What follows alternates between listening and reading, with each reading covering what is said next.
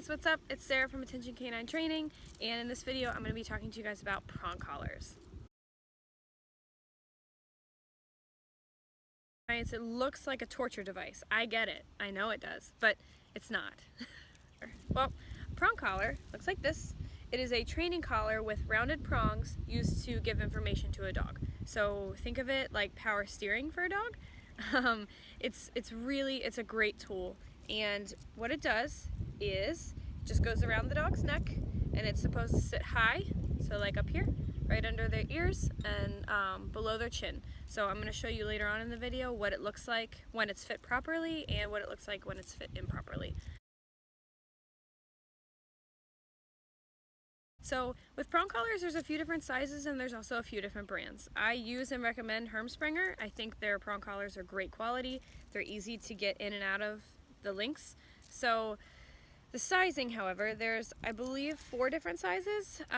I tend to stick with the 2.25s or the 3 millimeters. They have micro prongs, which are very, very tiny for your really small guys, but I really stick with the 2.25 and the 3 millimeter. The 2.25 I use for dogs under 70-ish pounds. It really depends on the dog, the dog's fur, what the problems are, you know, how severe the pulling is. It really just depends for me, but I tend to go a little bit smaller. So 2.25 for 70 pounds and under, and a 3 millimeter for 70 pounds and over. So this is a 3 millimeter. It's hard to tell. You can't really tell the gauge of it holding it up, but a 2.25 is smaller gauge. When you buy the prong collar, it's more than likely going to be too big. So, and what I mean by too big is you're going to be able to either slip it over the dog's head or get very, very close to slipping it over the dog's head. You don't want to do that. So with prong collars, they're meant to be unclipped, placed around the dog's neck, clipped, and then you're good to go. So you should not be able to slip the collar over the dog's head. If you can, it's not fit right. That doesn't mean your size is wrong, but your fit is wrong.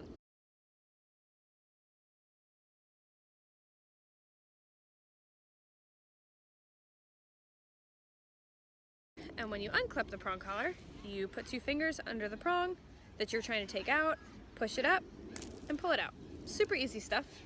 And then when you put it back, hence why these are called pinch collars, I tend to put one link inside of the other, and then I'll pinch together, and then they're back inside of each other. And they are absolutely not. These prongs are rounded. They don't stab into the dog's neck. In fact, they're designed to protect the dog's larynx and trachea, and I'll show you why.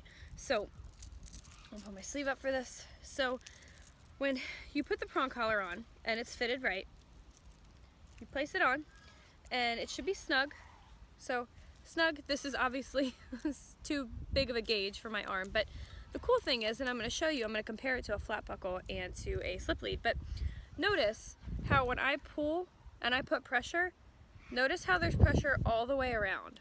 So there's pressure all around my arm. There's no loose spot where there isn't pressure. All that loose is coming back here. So if that makes sense. It'll make sense as soon as I put the flat buckle collar on and the slip lead on, but so I release, no pressure, I put pressure, it's all the way around. So now I'm going to show you what it looks like with a flat buckle, what happens when our dogs pull. So with a flat buckle, what happens, and this is obviously much too big, but a flat buckle pulls, look at that. There's empty space that's not having pressure on it. So imagine this is your dog's trachea, because where does it pull? What part gets affected most when it pulls? The trachea. So your dog's trachea is right there. It's pulling you. Look what has pressure all around it. The trachea. So this is worse for a dog's trachea. So for people that say they're medieval and abusive, it's not true. This is worse. This is worse if your dog is pulling. It's more detrimental to their health if we're talking about that with collars. So this, pressure. Okay, now you have a slip lead, a choke chain, martingale, whatever. Same thing. All the same thing. So we have a good slip lead because it's not. Alright, so if this one will even let me, because it's These are Menendota slip leads, and I really like these. Okay, so again, your dog's larynx. Look at that. There's a lot less space, but there's still a bit of space where there's no pressure being put on. So the brunt of the pressure is on the larynx and the trachea. Well, the simulated trachea. So I hope that makes sense. Like, okay, so you let off pressure. You can see that little area where there's no pressure, and it's all up here. There's more pressure that goes around with the slip lead and a choke chain, but there's still that little bit that doesn't have it. So that's the really, really cool thing about prong collars, is that they put pressure all around the neck. So essentially, you're protecting the trachea. False, because piggybacking off of what we just learned about the fact that, you know, these are more gentle than a flat buckle.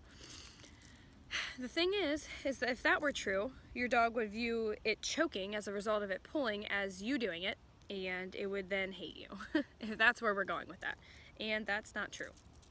So with prong collars and aversives and things of that nature, if they're used improperly, sure, they can damage a relationship. But guess what can also damage a relationship if it's used improperly? A slip lead, a flat buckle, a hand, a food bowl, anything. Anything can be a weapon of abuse. This is actually something that a lot of people think are really great about prong collars, but really it's not true. So, and I know that seems kind of weird, but what I mean is that these prong collars are meant to give information, right? And what information you provide to the dog and when is your responsibility. So the idea that the prong collars will automatically correct when the dog pulls, not so true. You know, I don't want, when I'm heeling a dog next to me, I don't want the dog to get way past me and yank me for it to be like, oh, prong collar, I can't pull. That's not the right way to use it. The right way to use it is to show them pressure on, pressure off. So the idea behind that, and I'll show this also, is the dog feels pressure, so no pressure, I'm simulating because obviously this collar is much too big, but simulating so there's no pressure, everything's, good to go. I do pressure, and they learn that when they follow the pressure, pressure comes off. So what happens is that when you give your dog information, so when you give your dog an information like that, they're like, oh, I got it. I should just stay back a little bit. And this is it's this gentle on the dog. It's not like crazy yanking. So again, it's just, the collar is normal, everything's fine. I apply pressure, and as soon as I lift my arm up, pressure comes off. So it's all about pressure and release and your timing. So what I don't want to do is I'm not going to put pressure on the collar, and then as the dog follows the pressure, so in this case my arm, as my arm follows the pressure, I'm not going to keep on it, because that's not teaching anything. That's just teaching, like, you feel pressure no matter what you do. And that's not what I want. So I make it a point to tell all my clients that you have got to be very aware of the pressure on, pressure off. So when you ask a dog, come this way, and he does, pressure comes off. You don't need to stick on that pressure. So again, prong collars don't self-correct. They don't, there's dogs that get very, very in tune with a prong collar and are very, very aware of pressure on, pressure off, and they don't need but a little tiny, like, but they don't correct themselves. And if your dog's already dragging you or on his way to pulling you, you've already missed a step and you need to go back. Now I'm gonna show you in real time on a dog, and I have a dog here who pulls like a crazy man on his flat buckle, and I'm gonna put him on a flat buckle and show you what it looks like. I'm gonna show you what it looks like when he's on a slip lead, and I'm going to then show you what it looks like on a prong collar after I teach how everything works with the prong collar, and I'm gonna let you decide what looks more stressful to the dog and what looks more abusive. So.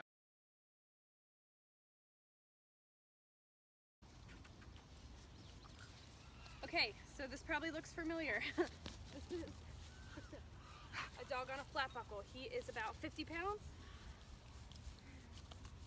and he's crazy.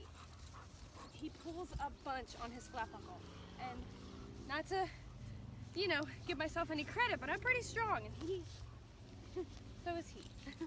So, he's not engaged with me at all. All he cares about is going where he wants. Look at all that tension on the leash.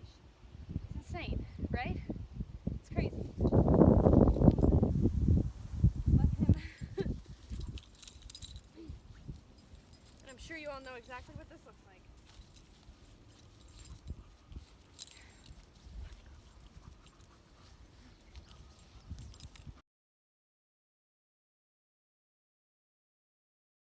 Alright guys, so now I'm going to show you how to put the prong collar on, how to take it off, and how to make sure it's fit correctly.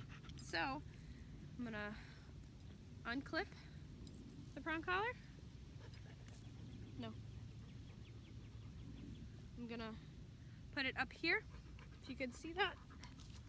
Put it up above. This is already fit correctly to him, but I'm going to fit the prong collar on him. And notice how it's sitting up here, right under his ears and right under his jaw. That's where you want it. Okay guys, so his prong collar's fit. Notice where it's at. Right up under his ears and up under his chin.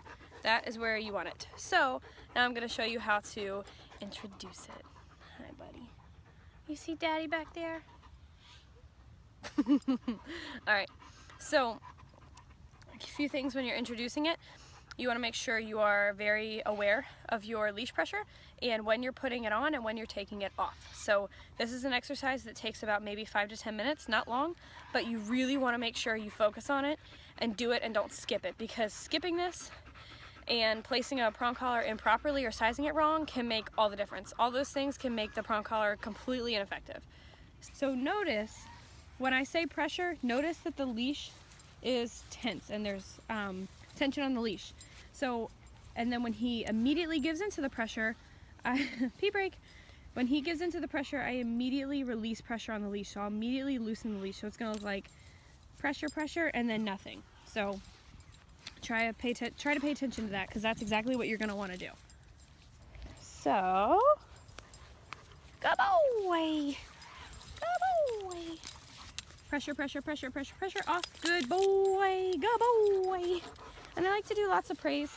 I don't like to give treats and such, because then it kind of creates this Velcro dog thing where he won't leave me alone. And I don't want that, because I want him to do his own thing. And the reward here is the pressure coming off. So, I'm gonna walk a little bit. Good boy. I'm gonna go this way. Good boy. So notice how he's much more in tune with what I'm doing. Pressure, pressure, pressure. Good. Nope. Pressure, pressure, pressure. Good boy. And I'm not asking for a ton right now. I'm not asking for a recall, so I don't expect him to come directly towards me. Nope. Pressure, pressure, pressure, pressure. Good. I'm not asking him to come directly towards me. I just want him to come in the direction that the leash is guiding him. And that's what I'm looking for. So pressure, pressure, pressure, pressure, pressure. Good. And as soon as he gives into that pressure, I mark with good, which is just letting him know he's doing a good job, giving him a little bit of praise. Nothing wrong with that. Good. Pressure, pressure, pressure, pressure. Good. Good boy. So much more aware. Pressure, pressure, pressure. Good boy. Pressure, pressure, pressure. Good boy. Pressure, pressure, pressure. Good boy. So pressure, pressure, pressure. Good. Pressure, pressure, pressure, pressure, pressure. Good boy. Good boy.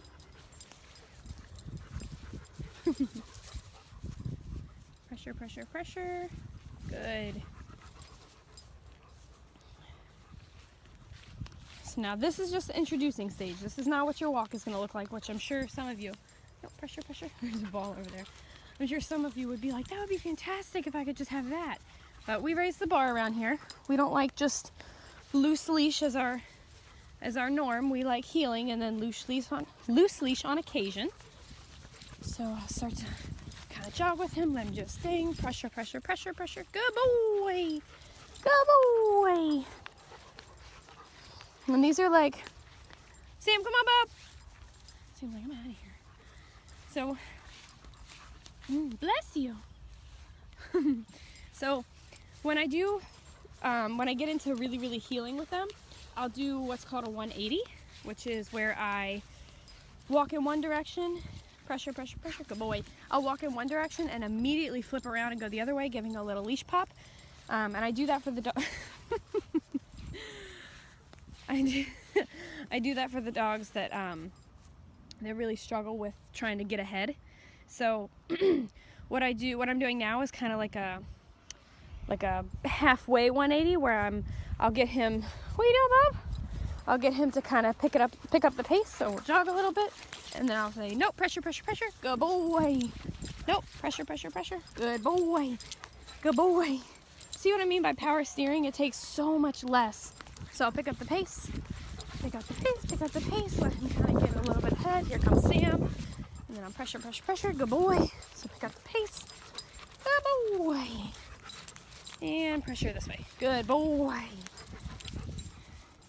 He looks great to me. Looks happy. Ben, are you happy? You happy, boy? He's like, heck yeah.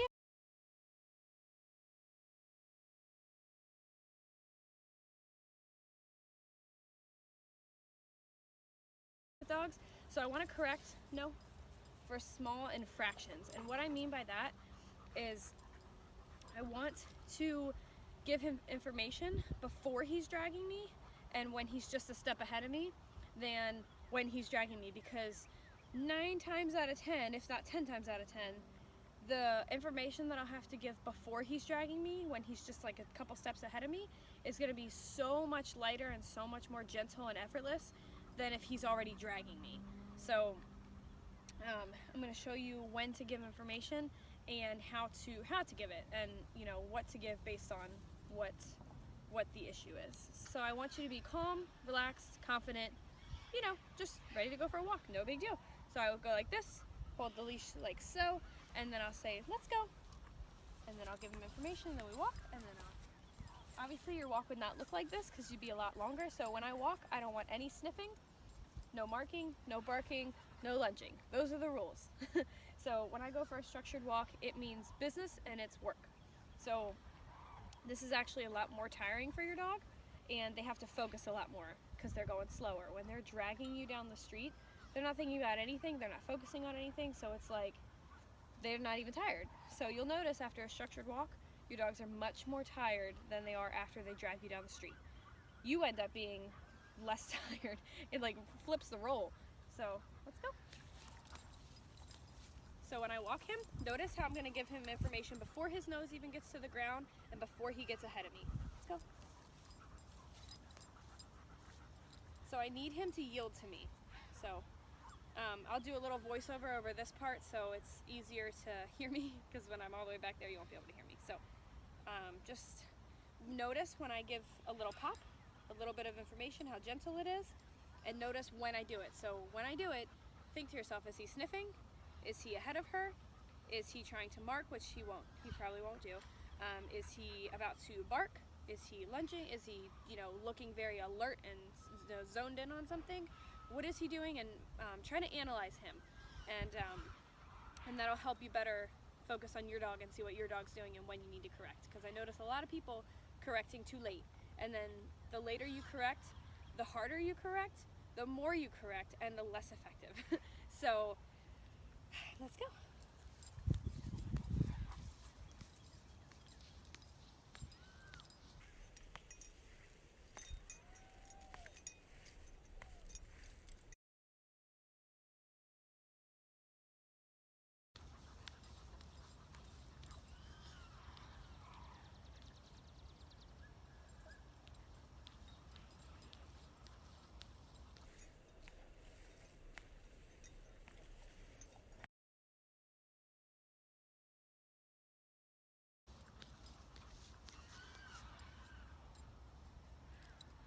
Boy. And I'll do a little jog, I'll speed up a little bit, I'll slow down, and all the while giving him information. I mean, just a little information. I wouldn't consider any of these really corrections. It's just saying, hey, focus on me, look towards me, good boy. Give him little bits of praise, but I don't see the need for treats on walks. I think it kind of creates this really excited state, especially if you have a super food motivated dog. Sam, come on, bub. If you have a super food motivated dog, it just kind of creates some issues. So when you're walking, I want you to just have, unless you're gonna do, you know, like urban obedience or something, but if you're just going for a walk around the neighborhood, I want you to do, I want you to just have your prong collar and your leash and your poop bags. No, no. So that was just no. That was a correction for no, for staring at Sam. He's not reactive, but he's not focusing when he's staring at Sam. How can you pay attention to what I'm doing and yield to me when you're looking at something else and like zoned in?